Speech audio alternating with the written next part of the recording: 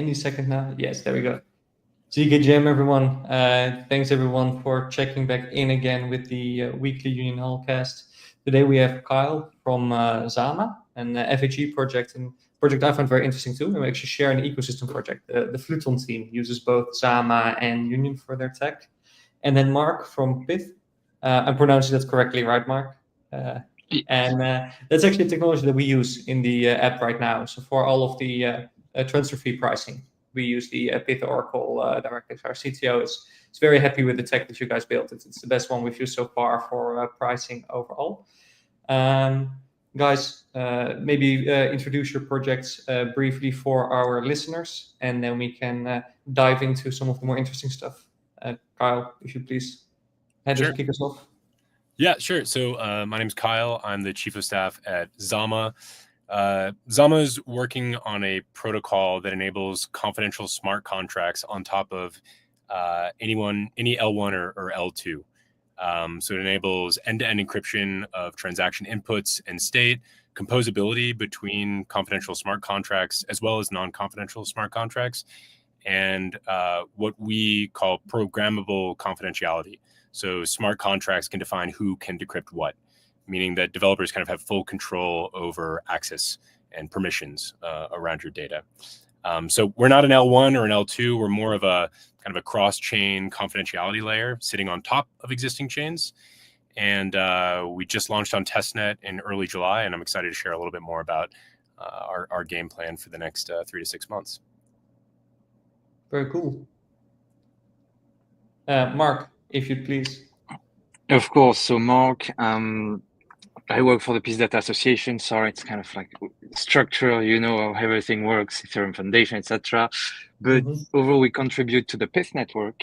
The Pyth network, the marketing tagline we have is the universal price layer. It's not an Oracle. Oracle's like so last year, let's say. And at its core, what's the Pyth product? It's high quality, high frequency, low latency price feeds for any asset that are traded. I think today the Pyth network has over 2,000 price feeds live, all permissionlessly available on more than 100 chains, EVM, Solana, Aptos, Move, like you name your chain, we're likely deployed on. And yeah, the core, like, or how I pitch it, or I explain it to my parents, the idea of Pyth is not so much infra, but it's finding the right data. Then after, whether you use it on-chain, off-chain, I mean, I'm more a DeFi guy, so I prefer the on-chain life, but some people, and actually like financial data is super valuable. So it's kind of designed as Spotify, whereby we go towards like people that own or create financial data. These are traders or exchanges. And if you have enough traders of that same asset, you can actually kind of create from their data, their proprietary data, like an aggregated price. So this is kind of Pyth business. Go find the best data out there, get it aggregated on-chain trustlessly, and then distributed on any chain with like over 100 chains fully permissionless. Okay, very cool. So then in a sense, for the two products that you guys have, at a very high level, the infrastructure is a bit similar, because I'm really thinking of like co-processors, right? Like it's not its own L1, it's not its own DeFi app. It's a box that's attached to every single blockchain out there. And in the case of Pyth, it provides price data, aggregates price feeds. In the case of Zama, it performs some really fancy cryptography to do confidential compute. Do they have that correct? Yeah, that's absolutely correct. I mean, at Zama, we even call kind of the compute layer that's running the encrypted transactions an FHE coprocessor. So that's exactly the model that we're going after.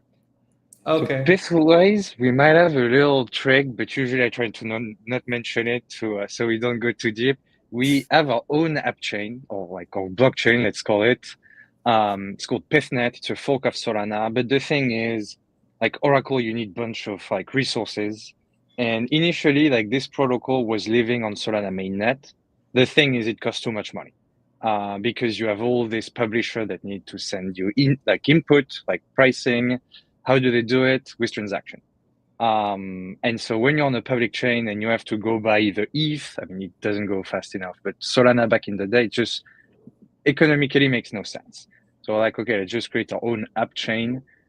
like block space there is useful just for the Oracle. The rest, like there is no one can deploy smart contracts, etc., etc. Yeah, Union is technically the same in the hood. We have the Union L1, which acts as a layer where we do proof aggregation. So kind of the same. So you just have a shared compute environment. Technically, it's an L1, but an L1 will immediately make people think there's going to be a DEX, there's an NFT marketplace, right? They fall into the same kind of mindset what you're building, which is not the case. You just need a chain as kind of a distributed compute layer. Does Zama have something similar with the testnet file? Like, is it kind of an L1 that you use for this? Yeah, it's like a roll up on the front end that's sensing for FHE transactions across the various chains that we support, and that roll up serves as kind of an Oracle orchestrator, payment processor, and data availability layer. So an encrypted transaction comes in, it sends it to the FHE coprocessor to run the transaction, and the encrypted result is then stored on that roll up or that gateway, and then we have what is called our key management system. So all of the encrypted data that's moving through the Zama ecosystem is encrypted under a single public key. So we have a single private key that we've shredded across 13 different operators that run a threshold MPC protocol for decryption, which is all dictated at the smart contract app layer.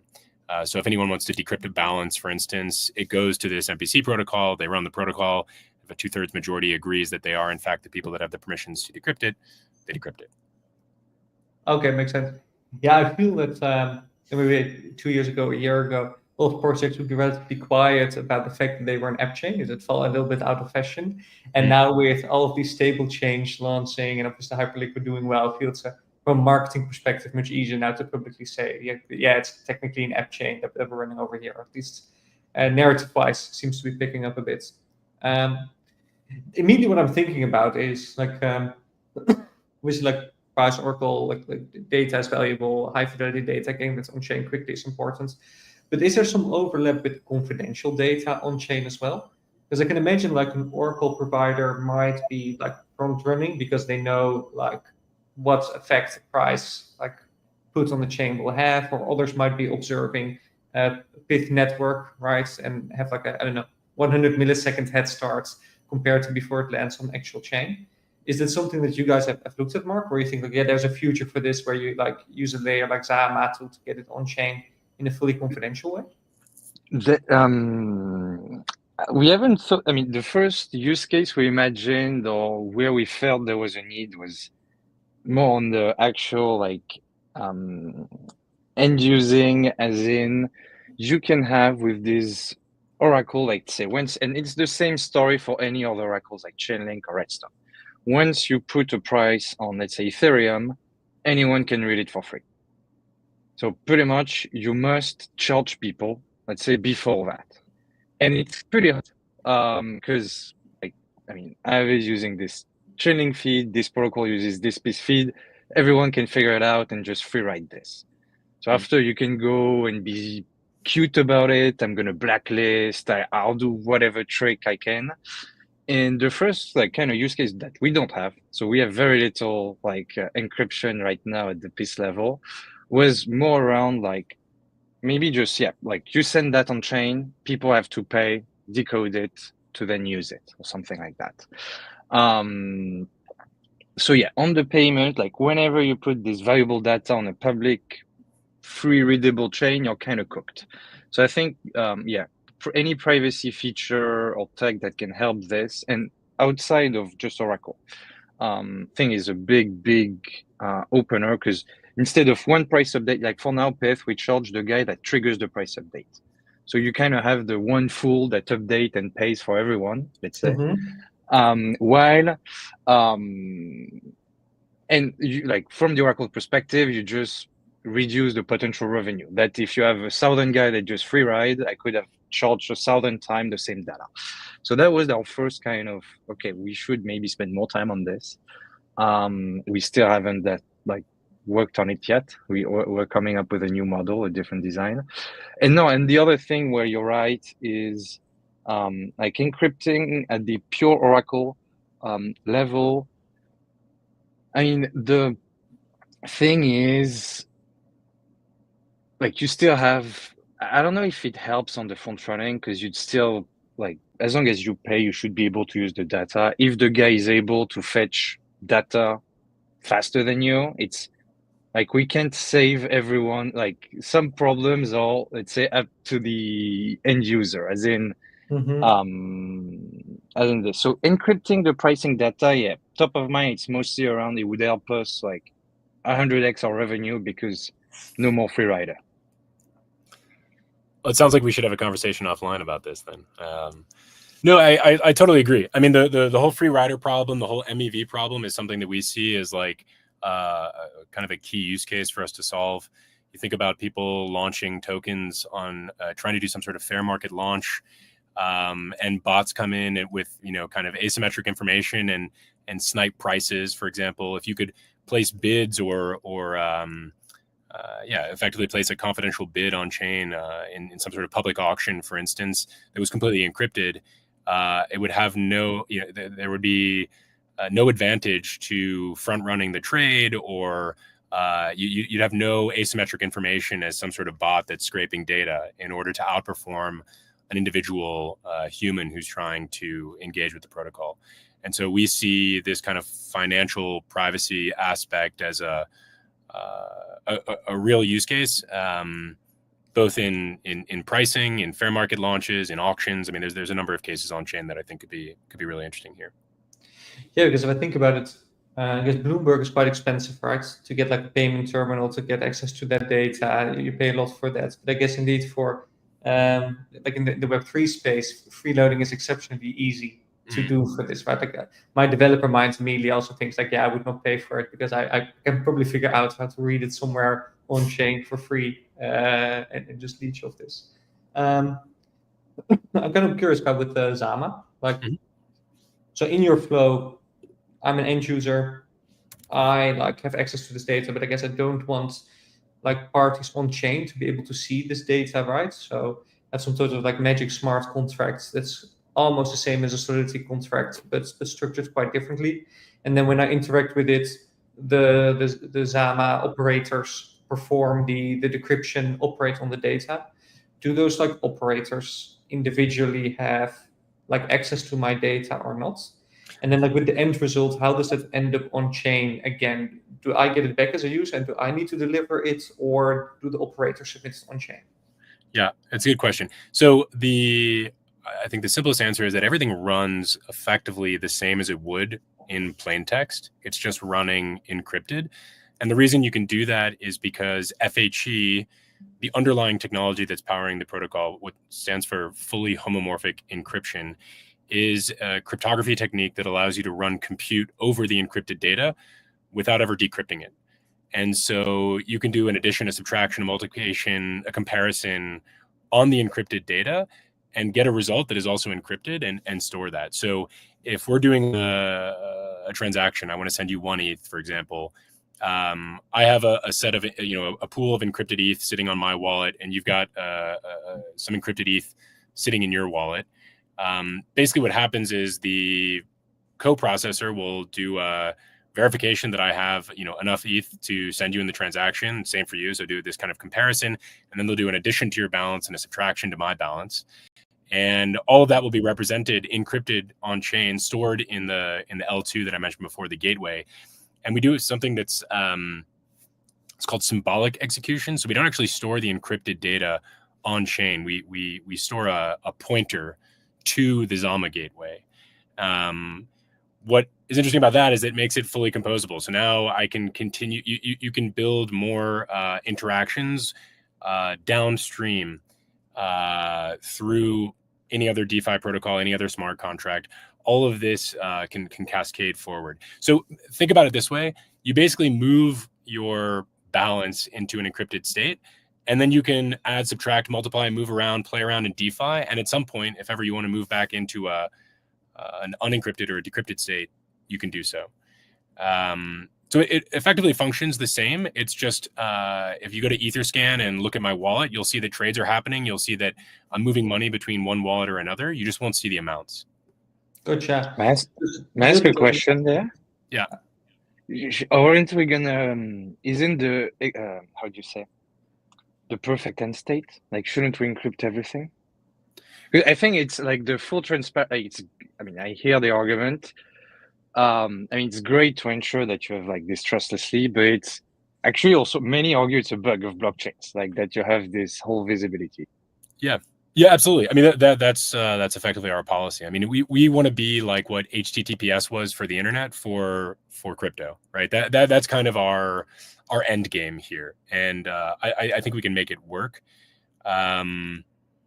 Yeah, if you look historically, in the early days, the kind of anonymity, pseudonymity made sense because blockchain was fairly immature. Most people didn't know how to trace wallet addresses. There was no sophisticated analytics to kind of piece together money movement and identify a person with a wallet address. But as the industry has matured, there's tons of data analytics, tons of tracking. I mean, just go on Twitter and see, every time a whale moves, a certain amount of Bitcoin, they publish the wallet address, the person they think it is, and their expected impact on the market, and it moves markets, right? Which I think is net negative. So if we want to take traditional financial players and move them on chain, which they're already starting to do, by the way, but if we really want to see large sums of money move on chain, I think the last mile is really around privacy. So what we're trying to marry here are the best of both worlds: a Web 2 privacy model on Web 3 rails. And I think if we can do that, it'll end up being a major catalyst for, basically the world's financial system moving on chain. And I assume that I, as like the holder of the funds, like the wallet owner, can still choose to like disclose this information, right? I assume like I've got some like special keys, and if the IRS were to ask, I could just encrypt all the data for them and prove it. That's exactly right. So our keyword here is compliant confidentiality. We're not trying to be some sort of ZK mixer or obfuscation tool. We're just trying to enable financial privacy on chain in a compliant manner. And so all of this, as I mentioned before, is dictated at the smart contract level, at the dApp level. And so you can enable users, depending on the use case, to delegate permissions, for instance, to a regulatory body or a third-party bank or something along those lines. So we want to make this as flexible as possible, and we certainly want to make it compliant.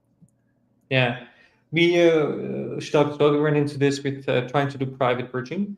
So I think Union is one of the only bridge protocols right now that could theoretically do private bridging, because we effectively have like a global state of all chains that we sync everywhere. So it's not like each individual bridge connection is its own channel, but instead everything is aggregated, and that update goes out everywhere, and then withdrawals are possible.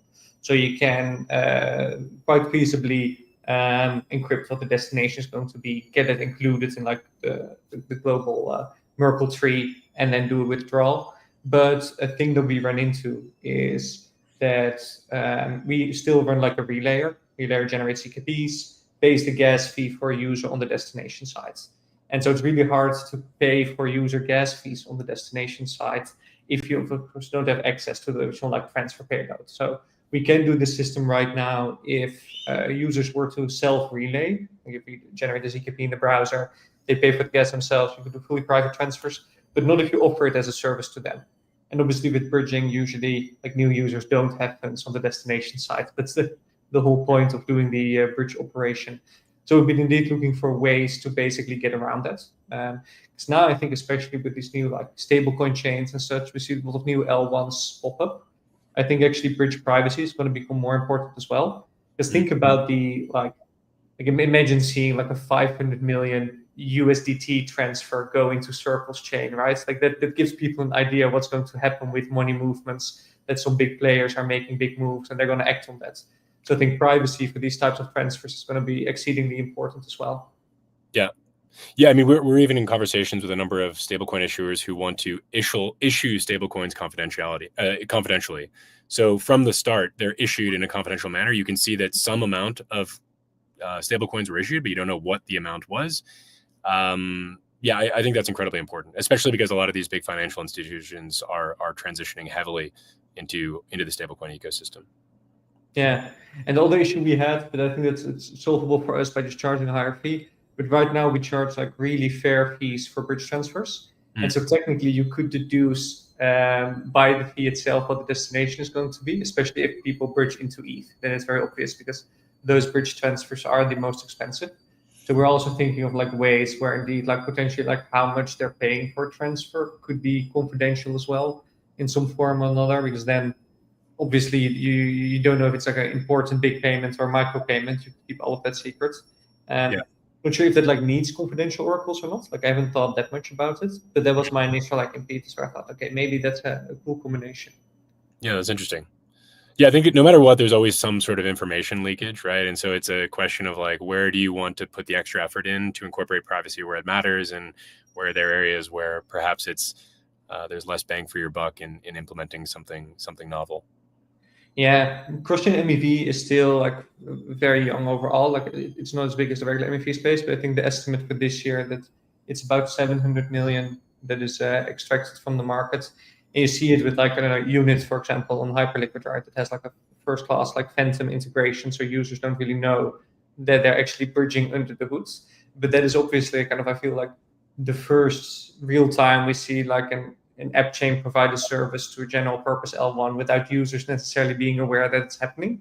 And technically, that is, I think, a really easily extractable product that they have there. Because as a searcher, I think, not sure how fast unit is, but you definitely have like a 20-second heads up to send which we're taking a position.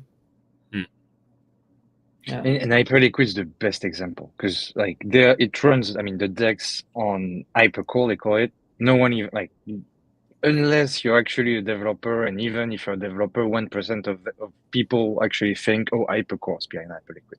Just care about the UI. Yeah, exactly.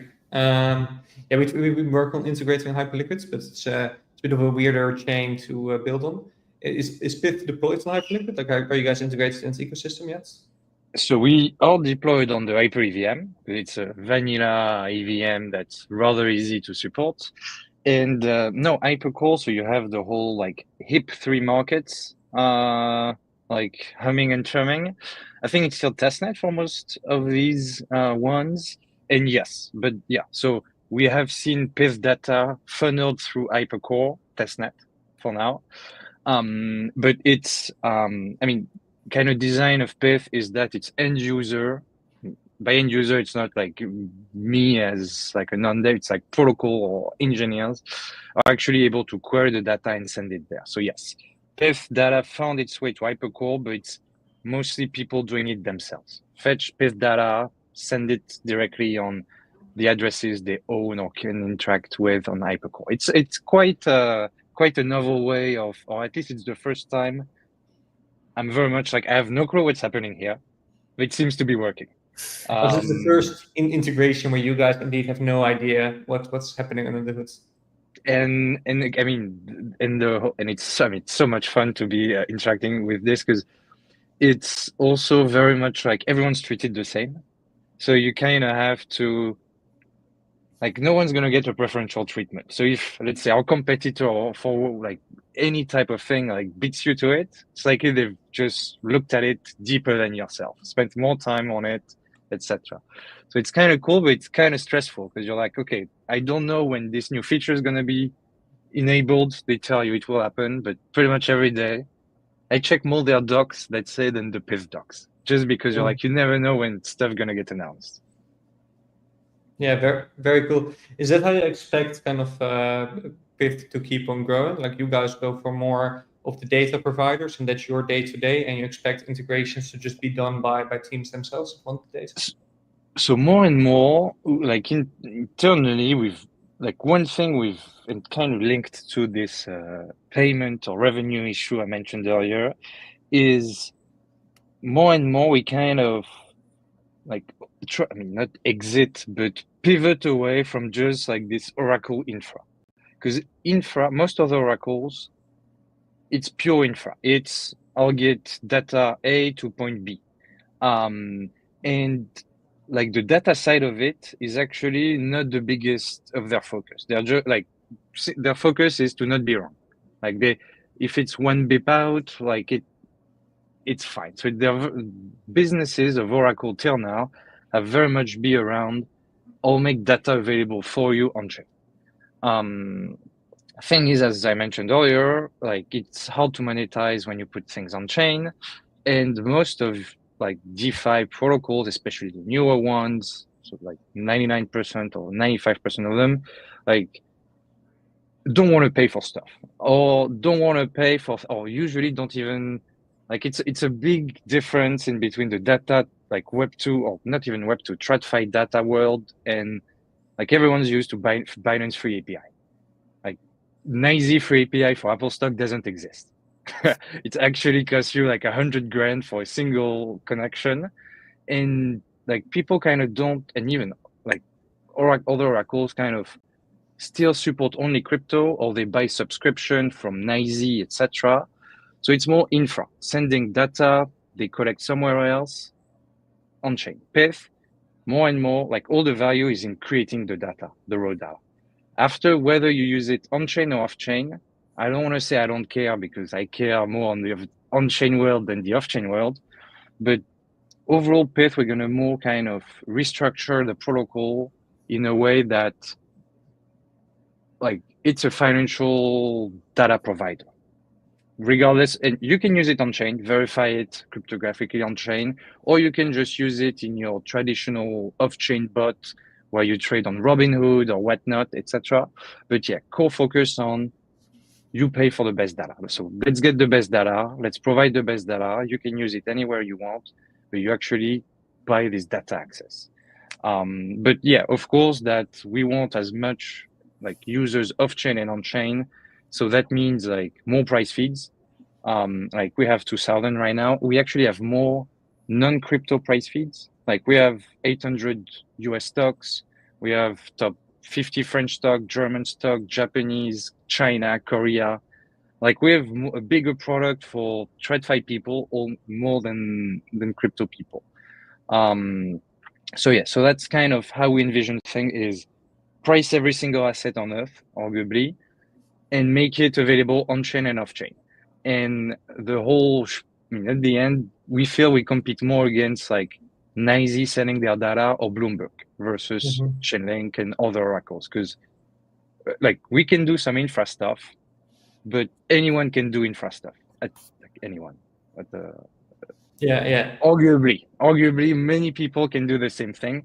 Not everyone can give you a raw Apple price feed that updates every 1 millisecond. Or if we can do, or if they can do, we want to do it like 10x cheaper. So like what you would get from NYSE, etc., we want to give like even more, like not just US stocks, like Korean stocks, etc., as good as them, but 10x, 100x cheaper. So it's more kind of this, if you're a TradFi trader, you must have 10 different data subscription. Pyth should be your only one. That's kind of where we want to end. Yeah. The 1 millisecond is an interesting number, because something that fast, I feel, is very uncommon in crypto to look at that. Like with Union, we think we generate ZKPs really quickly, but it takes us like, let's say 10 seconds on the regular machine, 6 seconds on the faster one. That's kind of the time frame we work in, and that's geared around like how fast our blocks produce for the chains we connect to. I know like some of the faster chains on L2s, they go like 200 milliseconds is kind of the mental benchmark they go for, right? Because you built like Pyth network initially as like a chain, and you were focused on the Web3 space, does that mean that you guys, from a technological perspective, need to like improve massively to hit that like 1 millisecond target? Because you didn't initially focus on Web2? Yeah, that's a great, great question. It's arguably, when we first started, we learned things around throughout the way. So this like current 400 millisecond product comes from this app chain where there are like 100 validators. Each publisher is also a validator. And arguably what we've seen throughout the times is not many care. Like whether you have 100 validators or 10 or 20, sadly, and I guess with TradFi all coming on chain, different type of chains, most people don't care. Like about, and like you mentioned, these L2s, 200 millisecond, like it runs on AWS pretty much. Like arguably, like very little, or even now you think like L1s, like almost half the stake of L1 can run in the same data center. So think we kind of understood that there's so much like just virtual signaling around like, oh, we want max decentralization, etc. Everything's a public good. In the end, we're more like gearing back towards like kind of not centralized, but like still distributed, but way less like number of nodes is not like the max number of nodes, not the goal. Goal is, right, what's the most resilient / distributed network I can provide, I can build, that at the same time I can like sell my business or sell my product, whether it's on chain or off chain. So yeah, like Pyth, like structure wise to reach that 1 millisecond, it will go more towards like a L2 kind of tech stack. I mean, it won't be as one S3 bucket. But the idea is, yeah, actually like everyone's going to trend towards this. And over time, like we're not like fundamentalist around stuff. Like if the puck move elsewhere, we'll move elsewhere. What makes most sense in the end for Pyth, we'll do that. Yeah, I guess at least from the way I see it, like actually running like an L2 or having just a single node is difficult from a security perspective because you have one point of failure. So you need to desperately guard that. And so you're going to need to do like a lot of jumps and hoops to really secure that. And then as you start adding nodes, each technically needs to be secured less. And there's probably some sweet points, I guess, between 6 and 12, where you reach a point where you're like nicely distributed, but you don't have to be like running the server in a bunker specifically, but you can have like one in Hetzner, AWS, GCP, etc., and you're good. And then my gut feeling tells me around 20, it's like enough. Like now it actually starts slowing down the network. You don't need that many potentially. And then I guess use case as well, because I guess with Zama, like it's also a thing about like I don't want you guys to be able to read my data. So if you were to run this purely as an L2, then there's no key sharding going on, right? So it's like 3 operators as well. So it's for you, Kyle. You guys need like a larger number to just guarantee to your user that you're not actually reading their data. Yeah, totally. I mean, it's always, as Mark mentioned, it's a trade-off between decentralization and performance, and I think finding that sweet spot is that makes sense for your business and makes sense for your users is probably the best way to go. Yeah. Do you guys have like a certain sweet spot? I know like it's not really scientific to be honest what these sweet spots are. It's more like a almost a good feeling with how many you think you have. But once you guys go like full mainnet, like do you have a certain target for how many operators you expect there to be on it? Yeah, so well, I mean, as I mentioned before, there's kind of 2 types of operators on the Zama network. You've got the FHE co-processors that are just running, dedicated resources running the encrypted compute, and then we've got the MPC nodes that are running the decryption protocol. So we're going to start with roughly 13 or so on the MPC side, and maybe 3 or 4 or 5 FHE coprocessors. The coprocessors actually scale horizontally, so we can layer those on as demand increases. It's actually not a big deal. On the MPC side, as you mentioned, you start to hit diminishing returns on performance when you get beyond a certain level, and so we'll probably scale that up over time. But I think for the V1, we want to keep it, relatively tight knit, but decentralized enough that people feel confident and secure in the privacy. Nice. Talk about performance. So fifth like objective is 1 millisecond. How much like overhead does Zama add now versus like what's in the end possible? Because just like with ZK, FHE must have like some additional cost to doing this, right? Like no free lunch exists in the end of paying for this. What do you guys have right now? Yeah, that's kind of the common, or has been the common misconception around FHE for the past 5 years, is that it's really slow. And I mean, when the company started, the whole goal was to make FHE, which was largely kind of an academic pursuit, something that was better, faster, cheaper, and open sourced. So for the first 3 years of the company, we basically just had PhDs working on this problem and building libraries that developers get their hands on. So the developers who knew nothing about cryptography could incorporate confidentiality into their smart contracts, into their machine learning models. So we've actually, I think it's something like 100x performance over the past few years on FHE. Right now, to give you just a benchmark that would make sense in the crypto native world, we can do something like 30 TPS, which means effectively we can fill the full block time on Ethereum. The goal here is to increase that by an order of magnitude. We have a team internally that's working on hardware. Actually, we released report on an FPGA that we built that got 100x price performance compared to a CPU. Our expectation is that over the next 2 to 3 years, we'll move from CPU to GPUs that'll be more performant, and then from GPUs to FPGAs that'll be even more performant and more cost effective. And there's a whole constellation of companies that are working on accelerators for cryptography. So some are doing ZK accelerators, some are doing FHE accelerators, some are doing kind of generalist cryptographic accelerators, and they're expecting even higher price performance improvements. So I think the jump from 30 to 300 TPS is we have a clear line of sight, and then from 300 to 3,000 and 3,000 to 10,000, running all of Solana encrypted, something like that. It's probably a few years out.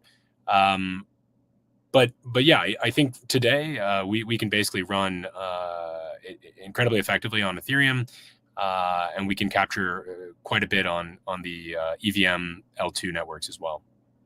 But then I do assume that there's still a little bit of latency, right? Because I, as a user, provide a transaction to Ethereum, right, with encrypted data. Zama picks that up, does the decryption, etc. Do you guys manage to get the result back in the next block, or does it usually take multiple blocks to get that back in? It's a good question. I think it has to be done within the same block, if I'm not misremembering. But I'd have to defer to someone on our blockchain engineering team to give you a proper answer. Gotcha. Yeah, I checked you guys out 2 years ago, so all of the numbers I have in my head are a little bit old. And, a little outdated, yeah. Yeah, I made a mental point, probably 2 to 3 years, I should check back in, and then this is going to be really cool to do something with it. So now's the time, I guess. Yeah, totally. Yeah, I mean, just to give you a sense of context there, in terms of what does that mean for the protocol. So we did some kind of rough modeling, and if the protocol is able to capture, let's say we're able to hit 300 TPS, that's about 10% of payments transactions across all of the maybe top 25 blockchain protocols. And based on the current model that we have, the protocol fees that would be generated on the Zama protocol would be on the order of about $1 billion. So our goal really is to maximize usage, maximize performance, and capture as much of the TPS as we can. And 10% of payments going confidential, I don't think is all that crazy of a number to hit. I mean, in the long run, as we mentioned, the goal would be 100% end-to-end encrypted, blockchain. So 10% I think is a reasonable yet ambitious goal in the next, maybe 4 years or so. Okay. Yeah, I guess with Zama it's a bit more difficult to have freeloaders because indeed, you go into your own enclaved decryption. Yeah. But what's a long-term edge here? Because indeed, if the tech is this good, I assume you guys have competitors at some point. Are we working towards a future where you guys just have the very best hardware, and so the product is so good that you almost become a threat to crypto because almost all payments are running through Zama? Or do you actually foresee that maybe there's going to be periods where you guys indeed make money, but at some point this becomes just a fundamental good, almost a common good infrastructure? Yeah, I don't see us so much as a threat, really. I mean, I see us as a complementary bolt-on to any ecosystem that wants to enable privacy without having to push any sort of code update to, their chain itself.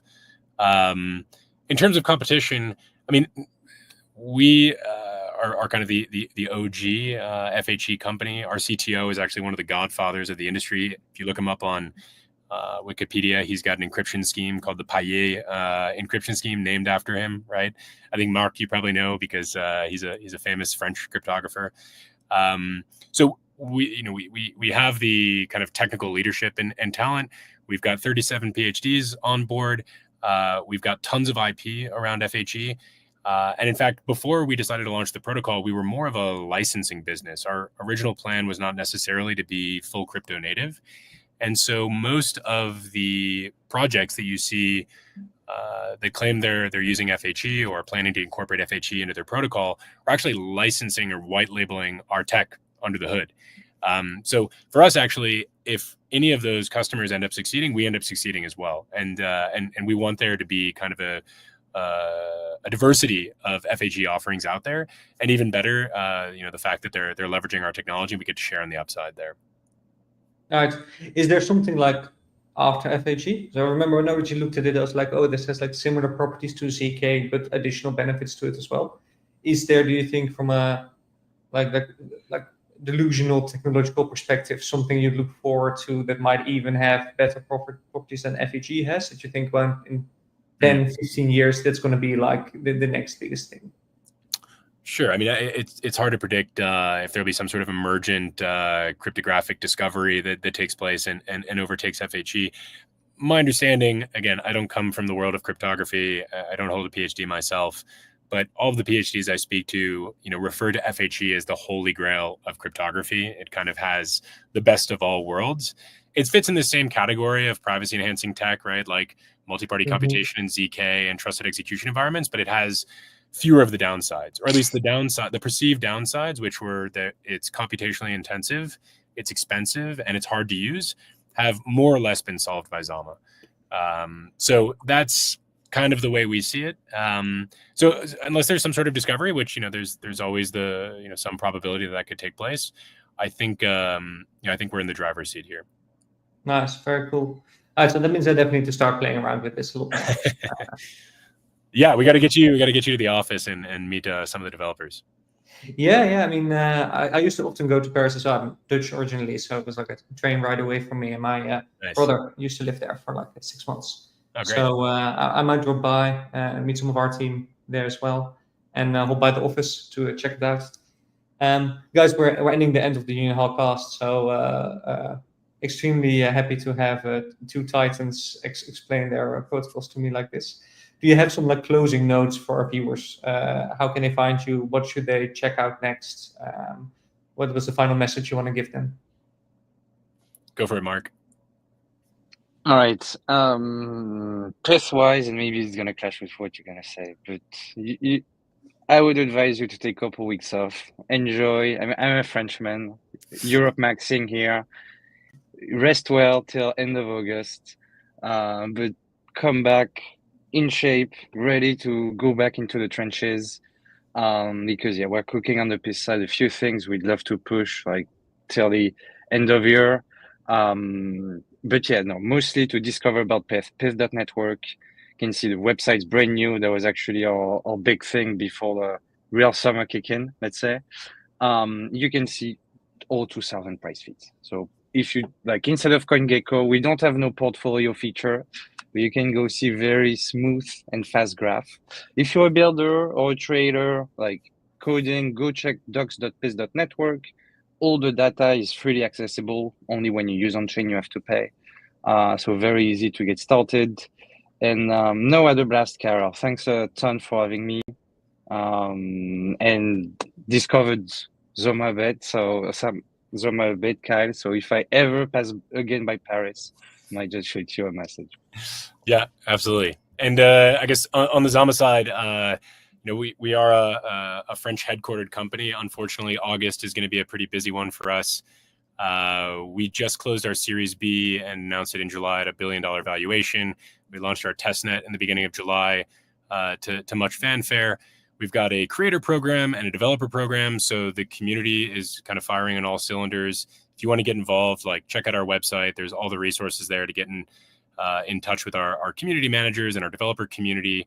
We've got a startup studio in-house, so if you're thinking of building an application that wants to incorporate privacy, we've got a team in-house that's building our own apps. We kind of want to do like an iPhone-style launch where we launch our protocol, and we've got apps already baked in on top.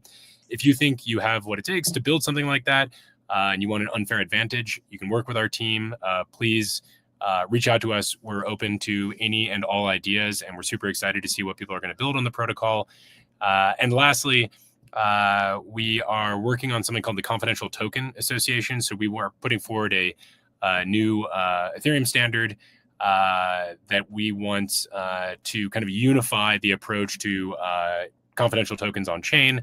That incorporates not only FHE products, but ZK products, MPC products, TE products. So if that's something of interest to you, you've built these kind of proposals before, you're interested in privacy and confidentiality, check out the Confidential Token Association. We've got a website up. You can apply there to get involved. We're working with people like Open Zeppelin and Inco on the project as well. So a lot of great names there if that is of interest to you. And of course, find me on Twitter. follow or DM me if you want to get involved in the project. I'm more than happy to get you oriented with the right people on the Zama side. Awesome. Awesome. All right, guys, thank you very much. I won't steal any more of your time. For our viewers, next week we'll be back again with some awesome new speakers. Have a great August, guys. Take it easy as well. Thanks, Carol. Great. Thanks for having us. Great. Take care. See you guys. Bye.